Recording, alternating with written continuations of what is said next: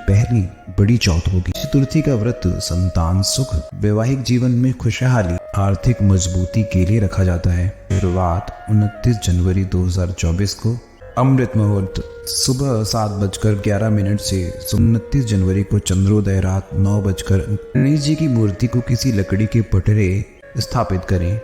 ऊपर जल छिड़कते हुए ओम मंत्र का जाप करें। पीले पुष्प, फल, मोदक आदि अर्पित करें। काले वस्त्रों का प्रयोग करने से बचना चाहिए। भगवान गणेश ने अपने माता पिता की परिक्रमा कर इस व्रत को करने से संतान को अच्छा स्वास्थ्य। जय श्री राम मित्रों, पवित्र माघ मास जो भगवान श्री हरि को अत्यंत प्रिय है 26 जनवरी 2024 से शुरू हो चुका है। इस पवित्र माघ माह की संकष्टी चतुर्थी इस वर्ष की पहली बड़ी चौथ होगी। इसे सकट चौथ व्रत कहते हैं। पंचांग के अनुसार प्रत्येक वर्ष माघ मास के कृष्ण पक्ष की चतुर्थी सकट चौथ का व्रत रखी जाने वाली तिथि है। इस व्रत को सकट चौथ के अलावा संकष्टी चतुर्थी, तिलकुट, माघ चतुर्थी के नामों से भी जाना जाता है।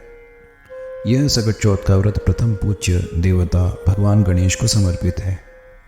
वैसे तो प्रत्येक मास में 2 चतुर्थी आती हैं, लेकिन साल की इन सभी चौथ में माघ मास की चतुर्थी विशेष मानी गई है। इस दिन भगवान श्री गणेश के साथ साथ भगवान शिव, माता पार्वती, कार्तिकेय और चंद्रदेव की पूजा का विधान है। संकष्टी चतुर्थी का व्रत संतान सुख, वैवाहिक जीवन में खुशहाली, आर्थिक मजबूती के लिए रखा जाता है।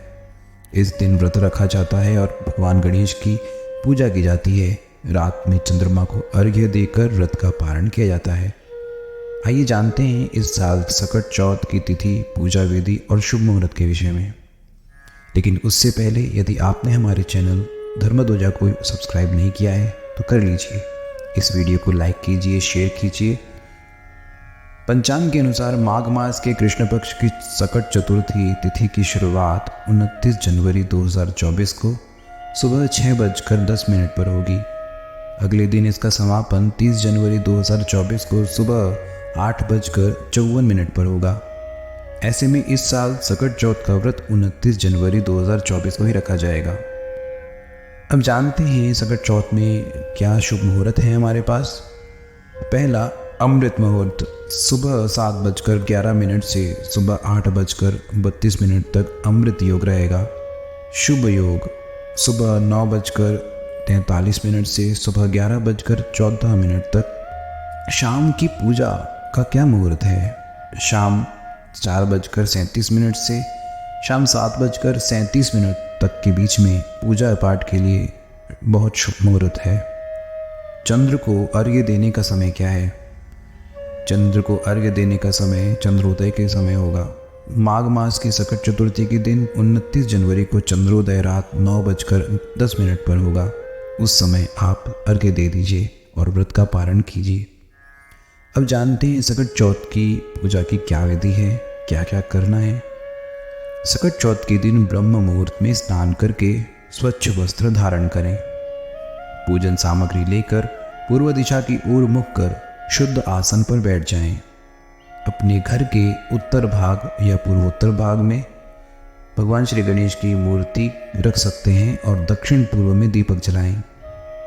गणेश जी की मूर्ति को किसी लकड़ी के पटरे या गेहूं, मूंग, ज्वार के ऊपर लाल वस्त्र बिछाकर स्थापित करें। गणेश जी के साथ माँ लक्ष्मी की भी मूर्ति रखें। अपने ऊपर जल छिड़कते हुए ओम पुंडरीकाक्षाय नमः मंत्र का जाप करें। भगवान गणेश को प्रणाम करें और 3 बार आचमन करें तथा माथे पर तिलक लगाएं। मूर्ति स्थापित करने के बाद गणेश जी को पंचामृत से स्नान कराएं। उन्हें वस्त्र, जनेऊ, चंदन, दुर्वा, अक्षत, धूप, दीप, शमी पत्ता, पीले पुष्प, फल, मोदक आदि अर्पित करें। सकट चौथ में तिल का विशेष महत्व है, इसलिए भगवान गणेश को तिल के लड्डुओं का भोग लगाएं। ओम गं गणपतये नमः इस मंत्र का जाप करें।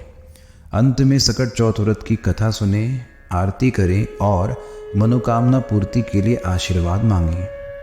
रात्रि में चंद्रमा को अर्घ्य देकर सकट चौथ व्रत संपन्न करें। अब आइए जानते हैं सकट चौथ व्रत में क्या क्या नियम हैं जिन्हें व्रती को पालन करना चाहिए, जिससे व्रत का विशेष फल मिलता है।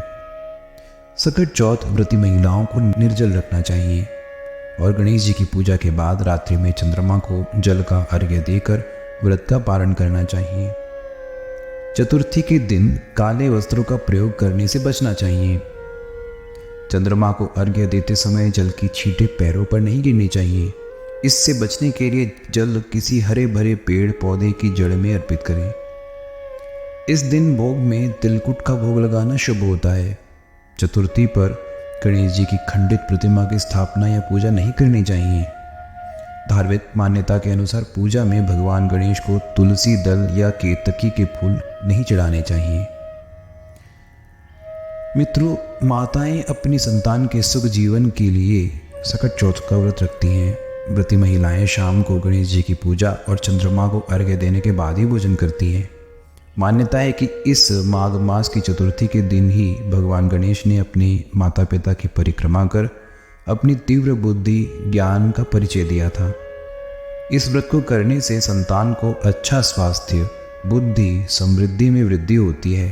साथ ही इस दिन तिल का स्नान, दान, उसके सेवन और पूजा में विशेष इस्तेमाल किया जाता है। तो मित्रों, सकट चौथ का व्रत उन सभी माताओं को अवश्य करना चाहिए जिनको संतान की कामना है या जिनकी संतानें हैं और वो उसके अच्छे स्वास्थ्य और भविष्य की कामना करती हैं। मेरा विश्वास है कि यदि आप सकट चौथ का व्रत इन सभी विधि नियमों का पालन करके यदि करते हैं तो भगवान गणेश और माता पार्वती आप पर अवश्य कृपा करेंगे। माता लक्ष्मी प्रसन्न होंगी और आपको सभी सुख समृद्धि से आपका जीवन भर देंगी। मित्रों, यदि आपको यह वीडियो पसंद आई है तो आप हमारे चैनल धर्मध्वजा को सब्सक्राइब कीजिए, इस वीडियो को लाइक कीजिए, शेयर कीजिए और अधिक से अधिक कमेंट्स में जय श्री राम लिखकर हमारा प्रोत्साहन करें। हरे कृष्ण, राधे राधे, जय श्री राम।